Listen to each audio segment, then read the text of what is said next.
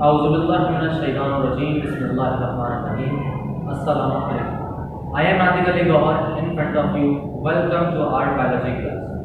आज हम डिस्कस करेंगे अपनी बायोलॉजी की क्लास के अंदर चैप्टर हमारा चल रहा है होम्योस्टैसिस, उसकी सेकंड समरी हमें डिस्कस करनी है।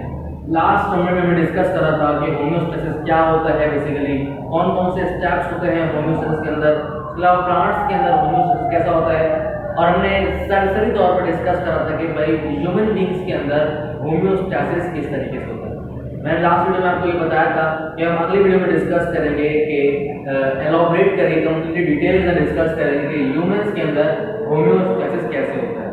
आपको मैंने तीन चीजें बताई थी, पहला स्किन एक ऑर्गन था, दूसरा हमने कहा था लंग्स, और तीसरा हमारे पास था किडनी। ये तीन जो हमारे पास ऑर्गन्स हैं क्या होते हैं, बेसिकली होम्योस्टैटिक ऑर्गन्स कहलाते हैं, जो कि होम्योस्टैसिस करते हैं ह्यूमन बींग्स के अंदर। पहली बार हम डिस्कस करते हैं स्किन की। What is skin? स्किन आपका आउटर कवरिंग लेयर जो अपनी बॉडी की होती है उसको क्या बोलते हैं? स्किन बोलते हैं, जिसको उर्दू में आप खाल कहते हैं। स्किन बेसिकली इसके अंदर दो लेयर्स होती हैं। पहली लेयर को बोलते हैं आप आउटर एपिडर्मिस लेयर, जो सबसे बैरूटी लेयर है वो क्या कहलाती है? Outer epidermis layer. आउटर मतलब होता है बैरूटी, उसको हम बोलते हैं एपिडर्मिस लेयर। और जबकि इसके अंदर एक लेयर होती है, अगर आप गौर से कभी आपको लगा कोई चोट लगी हो, ठीक है, तो अंदर से स्किन आपको मालूम होती होगी, नजर आती होगी, हो सकता है, वो होती है इनर डर्मिस लेयर, इसको हम बोलते हैं डर्मिस लेयर, ठीक है। आउटर वाली लेयर को एपिडर्मिस, इनर वाले को डर्मिस कहते हैं। तो वो डर्मिस जो लेयर होती है उसको बोलते हैं इनर डर्मिस लेयर। और वो जो लेयर होती है उसके अंदर क्या होते हैं? ब्लड वेसल्स होते हैं, स्वेट एंड ऑयल ग्लैंड्स होते हैं, नर्व एंडिंग्स होती हैं और हेयर्स होते हैं। उसके अलावा फ्लैट सेल्स भी क्या होते हैं इसके अंदर होते हैं। तो मतलब है कि जो आउटर एपिडर्मिस है या एपिडर्मल लेयर, हमारा एपिडर्मिस लेयर जो हमारे पास है स्किन की आउटर लेयर, वो क्या होती है? सिक्योरिटी प्रोटेक्शन प्रोवाइड करती है। जबकि इंटरनल जो लेयर है, जो कि इनर एपिडर्मिस कहलाती है, उसके अंदर क्या होते हैं? ब्लड वेसल्स होती हैं, वहीं पर ही स्वेट और ऑयल ग्लैंड, जो हमारी स्किन से ऑयल और स्वेट निकलता है वो कहां से निकलता है? इन्हीं ग्लैंड से, जो कि स्किन के अंदर होते हैं। उसके अलावा नर्व एंडिंग होती है कि कोई चीज अगर आपको स्किन को आपको जोर से कुछ चीज लगे तो आपको दर्द, पेन महसूस होता है, वो क्यों होती है? वहां पे नर्व एंडिंग्स है।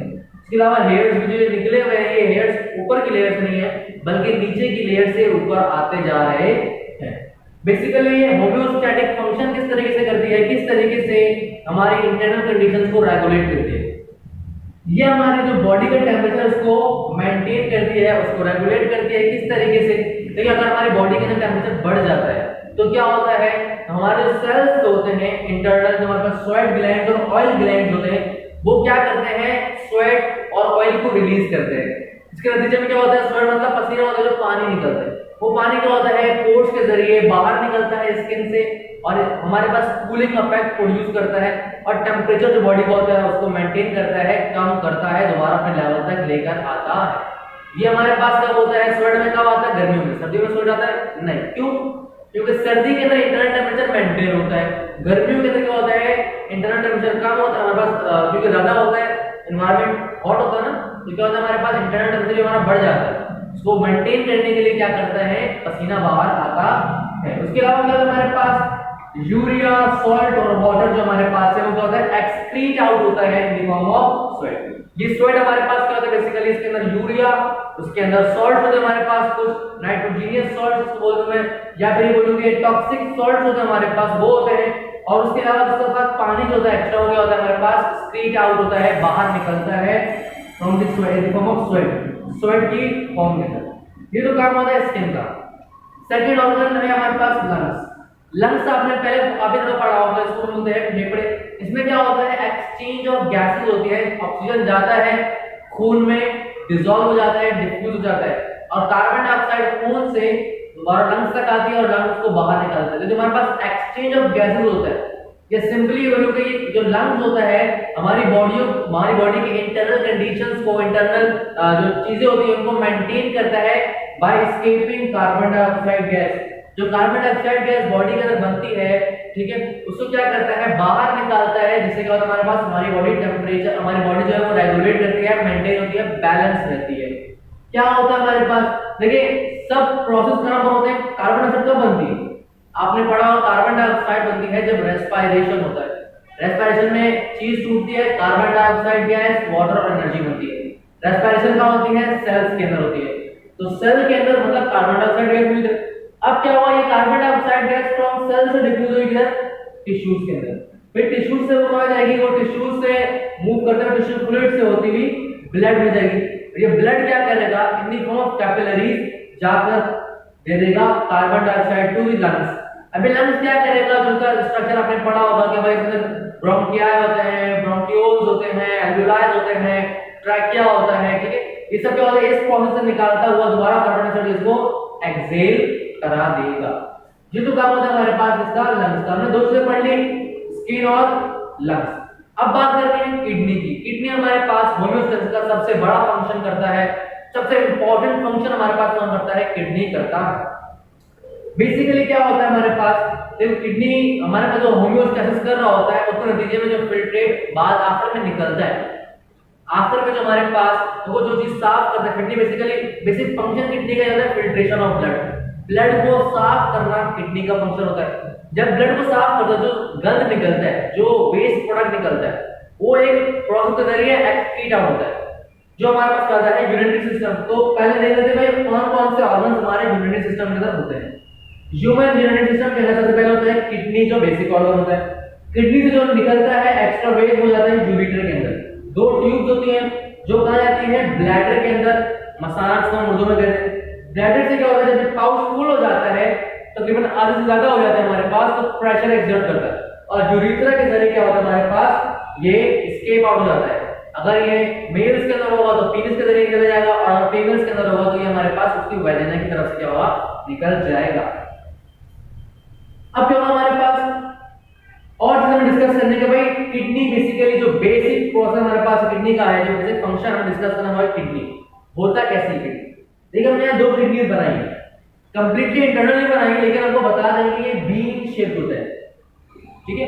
लोबियल होते हैं हमारे पास इस तरीके से, लोबिया की दाल की तरह हमारे पास क्या होता है, ये किडनी का स्ट्रक्चर होता है। इसको रंग अगर देखें तो डार्क रेड कलर होता है और बीन शेप होता है, लोबिया की शेप होती है। अच्छा, एक किडनी जो हमारे इंसान की होती है वो 10 सेंटीमीटर लॉन्ग होती है, 10 सेंटीमीटर लंबी होती है, 5 सेंटीमीटर चौड़ी होती है और 4 सेंटीमीटर थिक होती है, मोटी होती है। और उसका तकरीबन कितना वेट होता है, 120 ग्राम। ये चीजें आपसे एमसीक्यू में पूछ सकता है, देखो 120 ग्राम का इसका वेट होगा। अच्छा, इसमें जो कॉन्केव साइड होती है, कॉन्केव साइड मतलब कौन सी साइड, कॉन्केव साइड का मतलब होता है ये अंदर वाली साइड। ये जो साइड होती है जहां पर हमारे पास डिप्रेशन होता है, डिप्रेशन बोलते हैं थोड़ा सा अंदर की तरफ मूव हुआ होता है, इस डिप्रेशन को हम नाम देते हैं किसका, हिलस का, जिसको हम सिंगुलरली हिलम भी कहते हैं, ठीक है। तो हमारे पास डिप्रेशन होती है किडनी की, हर सब किडनी में होती है, तो हर एक किडनी के जो डिप्रेशन होती है कॉन्केव साइड के पास, उसको हम हिलस या फिर हिलम कहते हैं। और जो हमारे पास उसकी जो बाहर की जो लेयर होती है उसको बोलते हैं रीनल कॉर्टेक्स।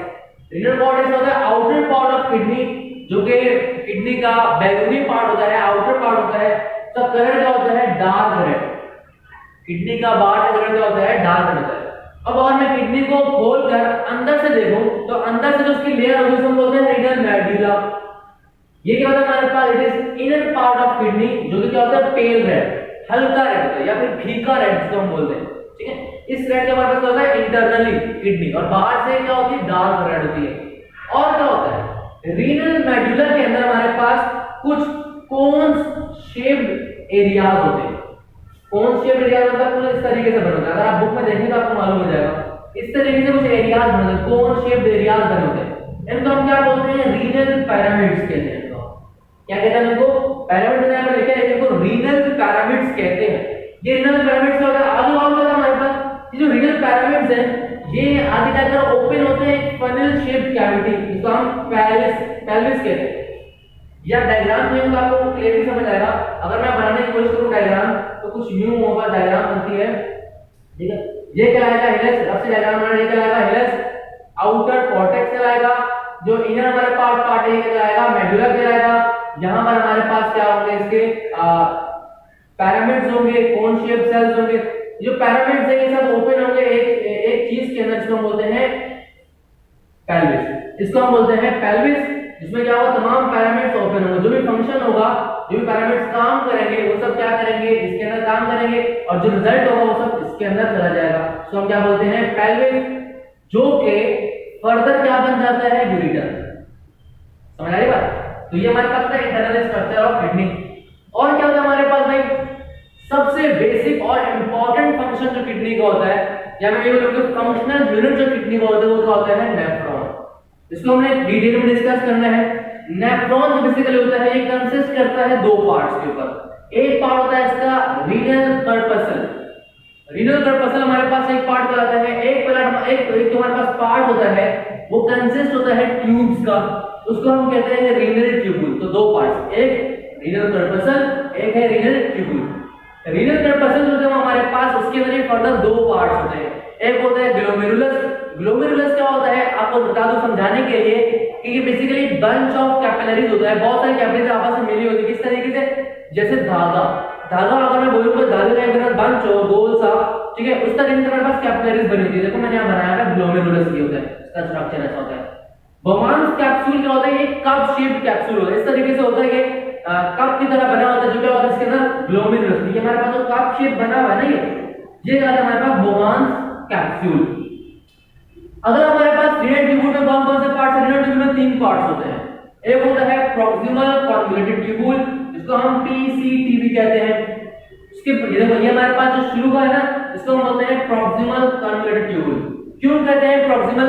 प्रॉक्सिमल का मतलब होता है पहले, कॉन्वोल्यूटेड का मतलब होता है जो कि लहर बन रही हो या फिर आपस में क्या हो रहा हो, उसने कन्वोल्यूट किया हो आपस में, ठीक है, वो और एक ट्यूब की फॉर्म में। तो प्रॉक्सिमल कन्वोल्यूटेड ट्यूबुल मतलब पहले वो ट्यूब जो कन्वर्ट हमारे पास होंगी, आपस में लहरें बनाई है इसके अंदर, ये बोलो कि एक दूसरे के ऊपर आई हुई है। इसके बाद है लूप ऑफ हेनले, एक कंप्लीट लूप आती है, इसको हम कहते हैं लूप ऑफ हेनले। ये हमारे पास कंसिस्ट करती है दो, इसको लेकर डिवाइड करें दो पार्ट में। ये वाली जो है ना, जो यहां से आता है फिल्ट्रेट नीचे की तरफ, इसको हम बोलते हैं डिसेंडिंग लूप ऑफ हेनले, और ये जो भी हमारे पास इसको हम बोलते हैं असेंडिंग लूप ऑफ हेनले। इसके बाद क्या आता है distal convoluted tubule. Convoluted tubule होती है, इसके बाद जो कि प्रॉक्सिमल पहला होता है, डिस्टल बाद का, तो बाद वाला कन्वोल्यूटेड ट्यूबुल को बोलते हैं डिस्टल कन्वोल्यूटेड ट्यूबुल, जो कि आगे जाकर क्या करता है, जो भी सारा फिल्ट्रेट होता है उसको डाल देता इस डक्ट के अंदर, को बोलते हैं हम कलेक्टिंग डक्ट। ये तो स्ट्रक्चर था नेफ्रॉन का। काम किस तरीके से होता है, काम इस तरीके से हमारे पास उसका जो काम होता है नेफ्रॉन का, जो नेफ्रॉन फंक्शन होता है, वो बेसिकली तीन स्टेप्स का होता है, जो कि मैंने यहाँ मेंशन किए हुए। सबसे पहला स्टेप होता है प्रेशर फिल्ट्रेशन, दूसरा स्टेप होता है सेलेक्टिव रीअब्जॉर्प्शन, और तीसरा होता है ट्यूबुलर सेक्रेशन। ये बेसिकली फंक्शन ऑफ नेफ्रॉन या फंक्शन ऑफ किडनी आप कह लें, या फॉर्मेशन ऑफ यूरिन कह लें, वो सब यही हमारे पास कहलाता है। सबसे पहले क्या होता है प्रेशर फिल्ट्रेशन के अंदर, देखो सबसे पहले हमारे पास ये क्या है, ग्लोमेरुलस, जो कि बेसिकली क्या है, बंचेस ऑफ कैपिलरीज। यहाँ सारी कैपिलरीज मौजूद है। कैपिलरीज में क्या होता है, कैपिलरीज में ब्लड होता है। जब यहाँ पर ब्लड होता है, यहाँ सारी आर्टरीज मौजूद है हमारे पास, जिसको बोलते हैं रीनल आर्टरीज। यहाँ पर हमारे पास प्रेशर क्या होगा, ऑटोमेटिकली ज्यादा होगा।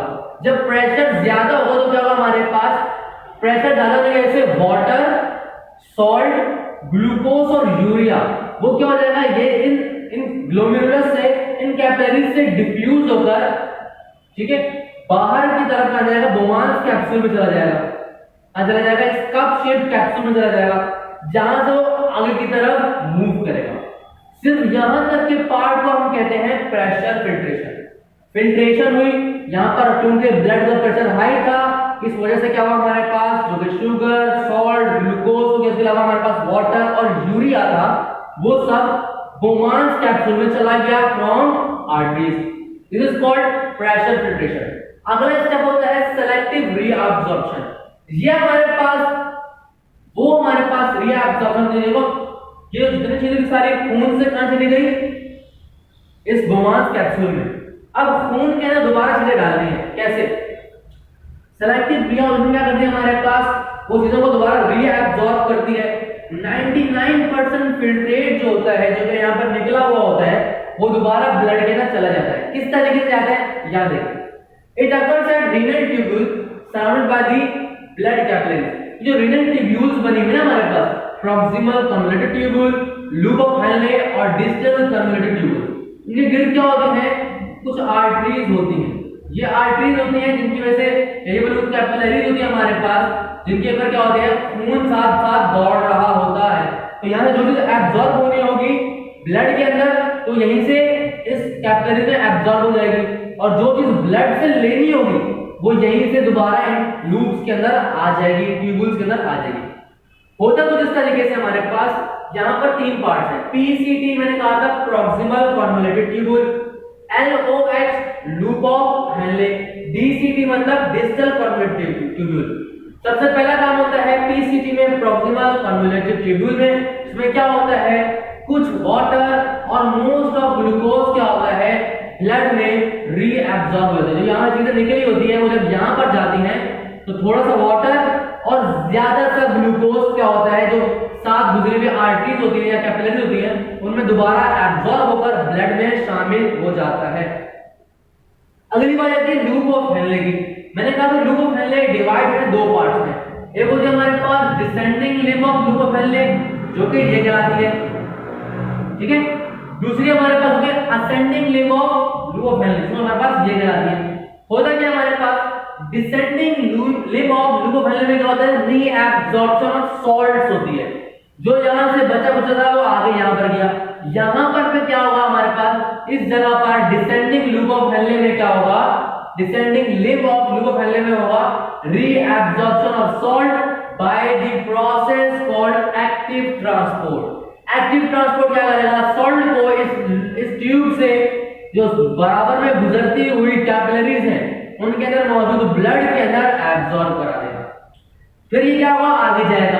आगे कौन सी हमारे पास आ रही है, ये कहलाएगी हमारे पास ascending limb of loop of Henle, जो क्या कहलाएगी हमारे पास, इसमें क्या होगा ऑस्मोसिस होगा और वाटर जो होगा वो दोबारा क्या हो जाएगा रीएब्सॉर्ब। कुछ वाटर यहां पर हुआ था, कुछ वाटर यहां पर क्या होगा रीएब्सॉर्ब हो जाएगा इन कैपिलरीज के अंदर जिनके अंदर ब्लड मौजूद है। जो आर्टरीज हमारे पास गुजर रही है इनमें ब्लड मौजूद है, वहां पर क्या होगा ये दोबारा रीअब्सॉर्ब हो जाएगा by the process called osmosis. अब हमारे पास जो फिल्ट्रेट था वो आगे गया कहां पर, डिस्टल कन्वोल्यूटेड ट्यूबुल, जहां पे क्या होगा और ज्यादा वाटर की रीअब्सॉर्प्शन होगी। कुछ वाटर यहां पर रीअब्सॉर्ब हो गया था, कुछ वाटर यहां पर रीअब्सॉर्ब हो गया, और जो बचा कुछ वाटर होगा हमारे पास वो क्या होगा यहां पर डिस्टल कन्वोल्यूटेड ट्यूबुल में क्या होगा एब्सॉर्ब हो जाएगा। ये था हमारे पास में प्रेशर फिल्ट्रेशन हुआ, फिल्ट्रेट हुआ ब्लड, ठीक है, फिल्टर हुआ, जो चीजें थी सारी ट्यूबुल से चले गए। अभी जो पूरा हमारे पास का ट्यूबुल का स्ट्रक्चर था सिलेक्टिव रिवर्जन में हमारे पास यहाँ पे क्या हुआ, बारी बारी जो चीजें जो काम की थी वो दोबारा ब्लड में डाल दी गई, और जो काम की नहीं थी जैसे कि यूरिया भी तो यहाँ से आया था, एक्स्ट्रा टॉक्सिक सॉल्ट्स भी तो आए थे, वो यहाँ पर दोबारा रीअब्सॉर्ब नहीं हुए। तो जो बचा हुआ फिल्ट्रेट होगा वो दोबारा कहाँ चला जाएगा, वो चला कलेक्टिंग डक्ट के अंदर। और क्या होगा, थर्ड स्टेप हमारे पास रह गया किसका, फंक्शन ऑफ नेफ्रॉन का या फिर बोलूं कि यूरिन फॉर्मेशन का, वो कहलाता है ट्यूबुलर सेक्रेशन। इसमें क्या होगा, बहुत सारे आयंस जो कि इसके अंदर होंगे, बहुत सारे क्रिएटिनाइंस या यूरिया के और मॉलिक्यूल्स जो कि यहां पर मौजूद आर्टरीज और होंगे ना हमारे पास कैपिलरीज होगी, वो क्या करेंगे उनके अंदर, उनके ब्लड के अंदर अगर मौजूद होगा कोई और यूरिया के पार्टिकल्स या बहुत सारे टॉक्सिक आयंस या क्रिएटिनाइंस मौजूद होंगे, वो क्या करेगा अपने ब्लड से उनको डिफ्यूज कराकर सेक्रीट कराकर इस फिल्ट्रेट में शामिल कर देगा, और ये फिल्ट्रेट क्या जाएगा फिर कलेक्टिंग डक्ट के अंदर। ये कलेक्टिंग डक्ट फिर कहां पर ओपन होगी, ये कलेक्टिंग डक्ट ओपन होगी इस रीनल पैरामिड से गुजरती हुई कहां पर, इस पेल्विस के अंदर। ये पेल्विस फर्दर कहां जाएगा, ये पेल्विस का मैंने पहले बताया कि जाकर फर्दर बनाएगा ये यूरेटर जाएगा ट्रांसपोर्ट करेगा ब्लैडर के पास। जब ब्लैडर के अंदर यूरिन का लेवल बढ़ेगा, आधे से ज्यादा हो जाएगा, प्रेशर बनेगा, इसके जरिए यूरिथ्रा से क्या होगा, सारा यूरिन स्केप आउट हो जाएगा। और एक पॉइंट है ट्यूबुलर सेक्रेशन के अंदर जो हमारे पास ये आइंस या यूरिया क्रिएटिनाइन निकाले जाते हैं ब्लड से, क्यों निकाले जाते हैं, to maintain the normal pH of blood जो कितनी होती है 7.35 से 7.45 होती है, ठीक है। ये इस पीएच जो ब्लड की पीएच होती है, पावर ऑफ हाइड्रोजन होता है हमारे पास, उसको मेंटेन करने के लिए सारे आयंस और यूरिया निकाला जाता है और ये सब फिल्ट्रेट आखिर में यूरिन बनकर बॉडी से एस्केप आउट हो जाता है। तो ये था हमारे पास होम्योस्टैटिक फंक्शंस या फिर बोलोगे स्किन, लंग्स और खास तौर पर किडनी के फंक्शन हमने आज डिस्कस करे। आज तक के लिए इतना ही, इंशाल्लाह मुलाकात होगी नेक्स्ट वीडियो में नेक्स्ट टॉपिक के साथ। जब तक के लिए अल्लाह हाफिज़।